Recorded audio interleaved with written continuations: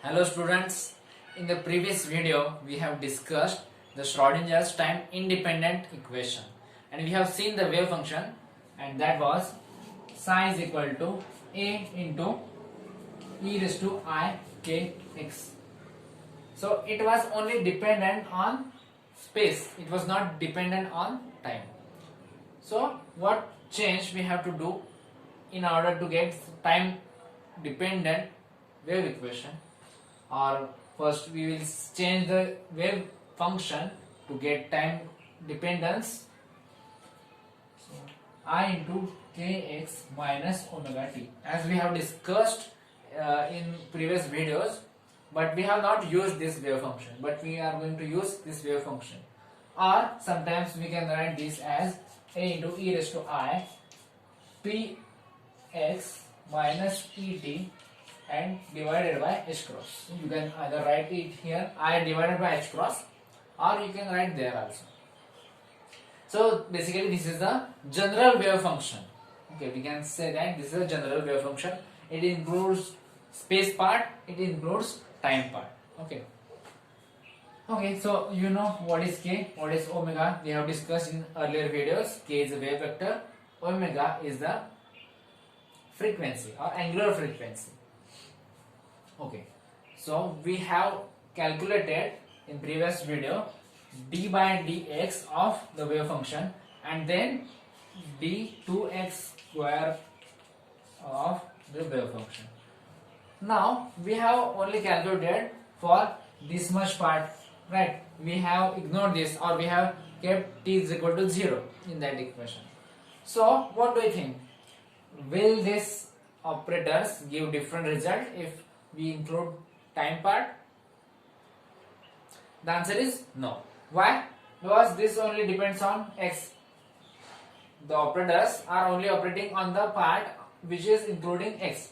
So in that case, we are not writing this d by dt. What we will write is, we will write, instead of this, we will write dabba psi by dabba x, or dabba by dabba x of psi.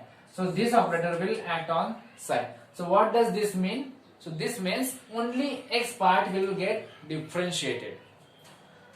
Here we will write dou square by dou x square. This will operate on psi, and so this will not change. Okay, why we are not writing d? D is a total derivative, and dou, or we call dabba, that is partial derivative. So we are using partial derivative in the Schrodinger's wave equation. In previous case also, when we are shifting from one dimension to three dimension, in that case also we have used this type of symbol. Okay, so these are partial derivatives.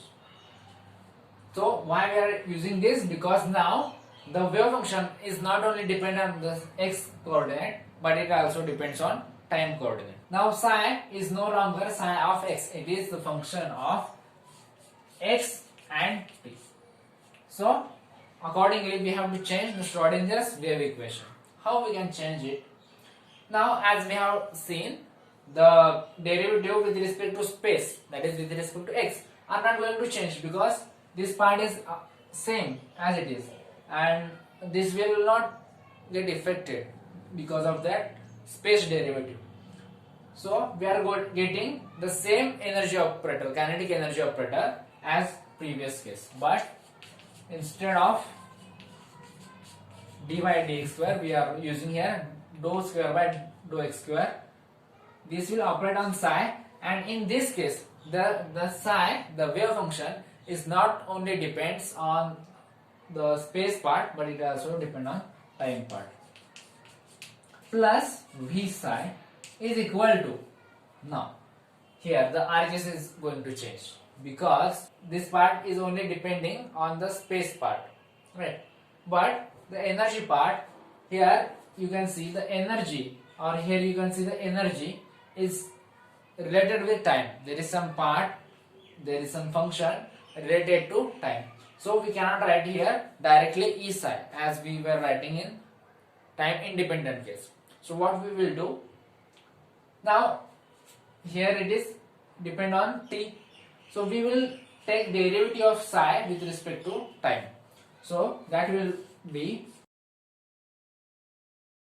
dou psi by dou t is equal to, now what will happen, a is constant, it will be as it is, then e raised to I into something, or e raised to something is, its derivative will be e raised to something, so e raised to I kx minus omega t, this will be as it is.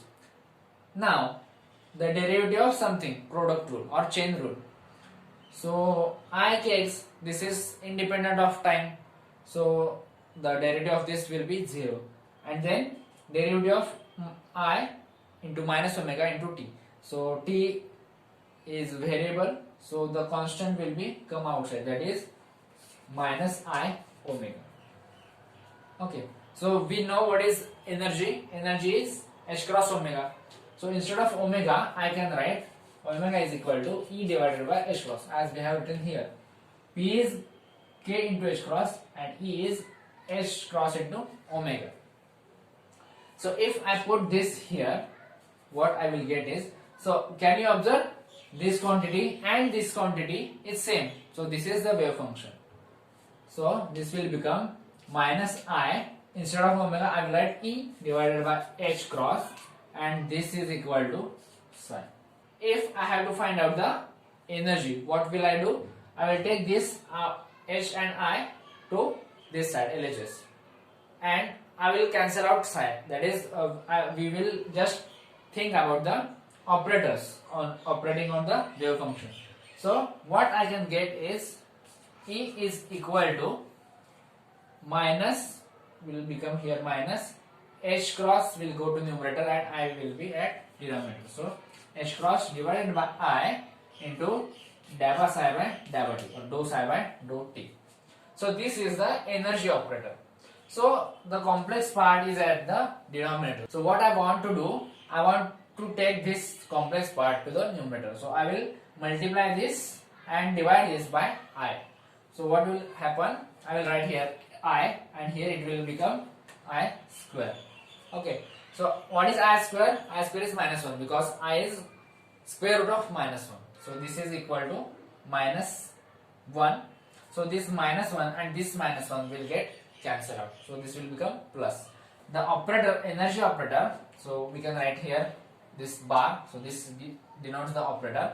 So this is equal to, or this is equivalent to I h cross dou psi by dou t.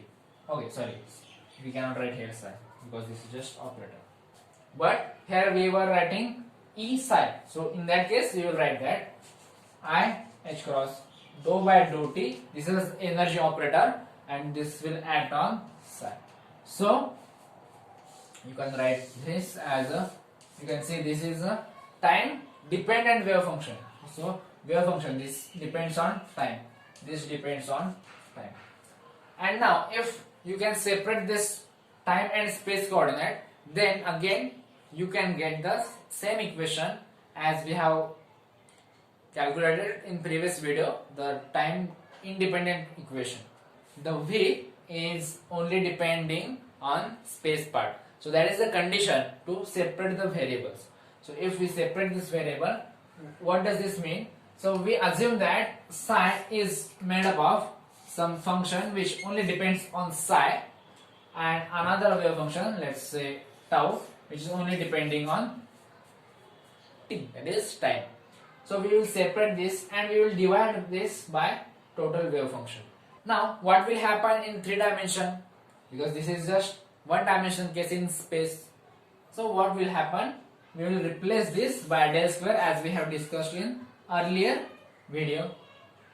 Here x will be replaced by r.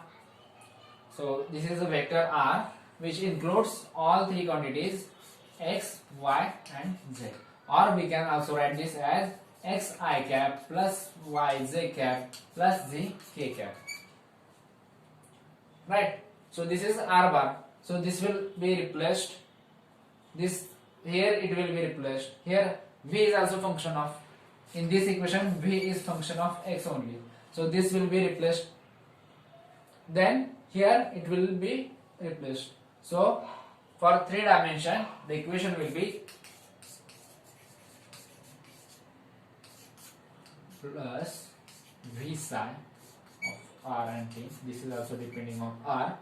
This only depends on R is equal to I H cross dou by dou T to psi of RT. This is also depending on R and T. Okay. So this is the Schrodinger's time dependent wave equation in 3 dimensions. So this is the most general case, time dependent equation in 3 dimension. This is the most general case of all Schrodinger's equation, because if we put time is 0, we will reduce this in the time independent part. So we will ignore this part and we will place, instead of this we will put E, that is energy eigenvalue. Then suppose I have to find out in 2 dimension or 1 dimension, then we can also reduce this.